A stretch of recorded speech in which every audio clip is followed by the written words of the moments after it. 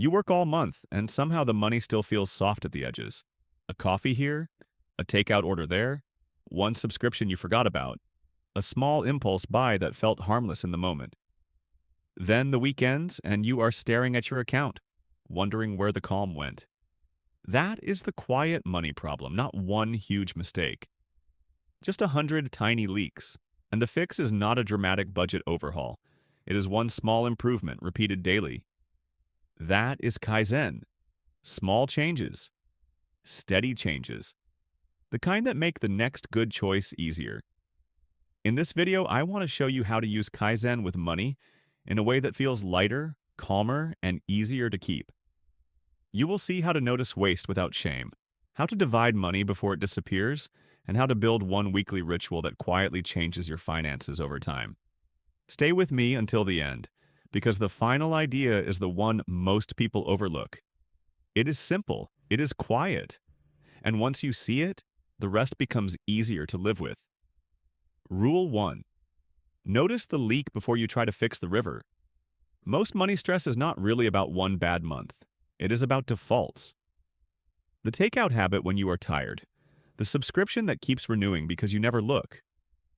The small online purchase that gives you a tiny burst of relief, then becomes another thing in a drawer. If you want this to feel less vague, start with one visible leak. Just one. For 7 days, write down one thing each day that drained money without giving much life back. Not every expense, just one. Maybe it is the snack you bought because you were bored. Maybe it is the delivery fee. Maybe it is the app you forgot to cancel. Use a notebook, not a perfect spreadsheet. Just a pen and one page. This works because vague guilt makes you defensive. Visible patterns make you calm. Once a leak has a name, it stops feeling like fate. It becomes a choice you can review. And that small moment of clarity matters. Because when you can see the leak, you stop arguing with yourself in the dark. Rule 2. Make the next good action easier. That is the whole point of Kaizen. Not punishment, not perfection, just a small improvement that lowers friction.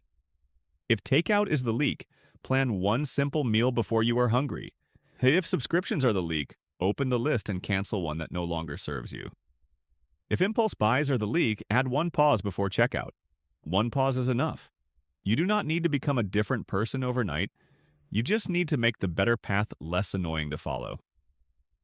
Picture a quiet kitchen at the end of the day. Tea cooling beside a notebook. A few coins lined up on a wooden table. Nothing dramatic, just order. That is what improvement often looks like at first. Small, ordinary, real. And strangely, that is what makes it powerful. Rule 3. Divide money early. This is one of the calmest money habits you can build. Bills first, savings second, spending last. When money sits in one undivided pile, every decision feels like a debate. Should I save more? Can I spend this? Did I already cover that? The mind gets tired before the month is even halfway done, so separate it early. When income arrives, move the bill money out first. Then move a small amount into savings. Then leave the rest for spending. If you use envelopes, label them clearly. Bills. Savings. Spending. If you use a bank app, create separate buckets. If you prefer a simple ledger, write the categories by hand. The point is not the system. The point is the order. This reduces stress because it removes constant decision-making. You are no longer asking every purchase to carry the weight of your future. You already handled the future first, and that changes how the whole month feels. Your wallet closes more easily. Your mind loosens. You stop treating every expense like a test. Rule 4. Make waste visible.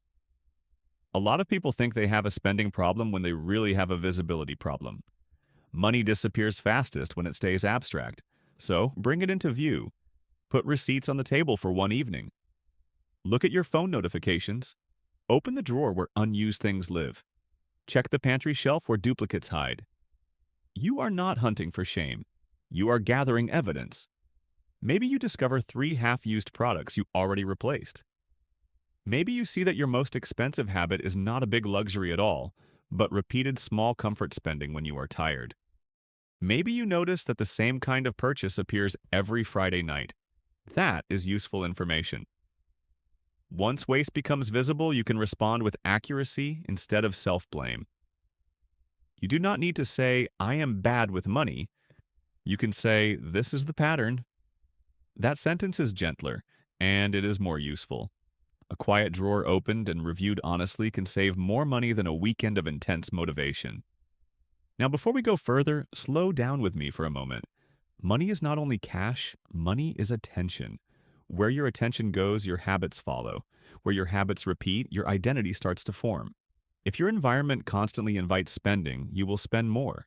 If your phone keeps showing shopping apps, if your email keeps pushing sales, if your kitchen has no plan, and your evenings are already tired, then willpower has to fight uphill all the time. That is not a character flaw. That is an environment problem. So change the room before you blame the person. Move the shopping app off your home screen.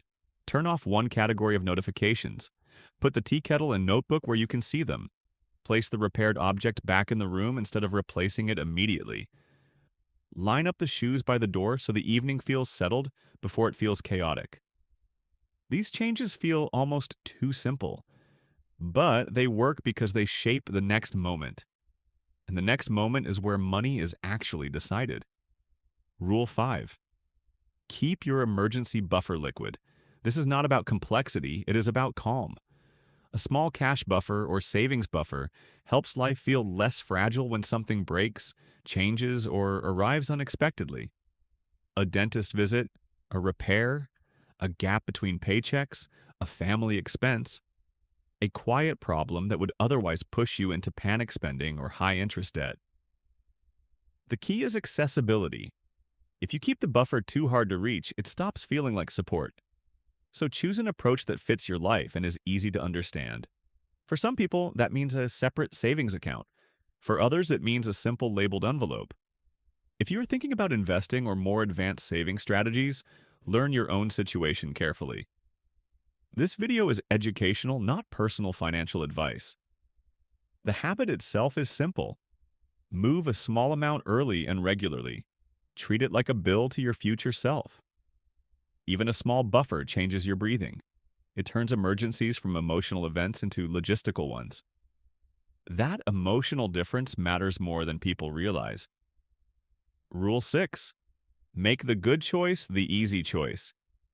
This is where Kaizen becomes deeply practical. A lot of overspending is not greed. It is friction. You come home tired. The fridge is empty. The kitchen is messy. So, takeout wins. The solution is not shame. The solution is a simpler path. Keep one meal plan on the fridge. Keep a few reliable groceries in the house. Prepare one backup meal that takes almost no effort. Make the default dinner easier than delivery. The same idea applies to everything else. Repair before replace when you can. Mend the shirt. Fix the lamp. Use the item you already own. Organize the entryway so leaving the house does not feel scattered. Keep the wallet tidy so you know what is actually there. This is not about becoming extremely frugal. It is about reducing waste in the places that quietly drain energy. There is a word often used in Japanese contexts, motenai. It carries a sense of regret about waste, but also respect for what already exists. You can think of it like this. Respect what you already have, not out of guilt, out of care. That kind of care saves money, and it changes the feeling of the home. A repaired chair, a clean shelf, a simple meal waiting in a container. These things do not look glamorous, but they create a life that is easier to maintain. Rule 7. Track one tiny win every day. This is where your self-trust begins to change. Most people only track failures, the overspend, the mistake, the week that got away from them. Try tracking improvement instead. Each day, write down one thing that went better than yesterday. One subscription paused, one lunch packed, one transfer moved to savings, one unnecessary purchase avoided, one receipt checked, only one. This matters because self-trust is built through repetition, not speeches. When you see evidence that you can improve one small thing, your identity changes quietly. You stop thinking, I always mess this up. You start thinking, I notice earlier now. That shift is subtle, but it is powerful. A tidy wallet, a checked box in a notebook, a little more follow through, a little less panic. This is how a calmer money identity is built. Rule 8. Respect patience more than intensity. There is usually a quiet platform in the middle of financial change. Not literal, always, but emotionally. A stretch of time where nothing dramatic seems to be happening. That is the part people quit during. They want a breakthrough, a big number, a visible transformation. But Kaizen is often boring in the best way. 1% better today, one small correction tomorrow, one less unnecessary purchase this week, one more intentional transfer next week. The progress may feel too small while you are inside it. Then one day, the room feels different. The drawer is less full. The account is less chaotic. The month is easier to read. This is how compounding works in ordinary life.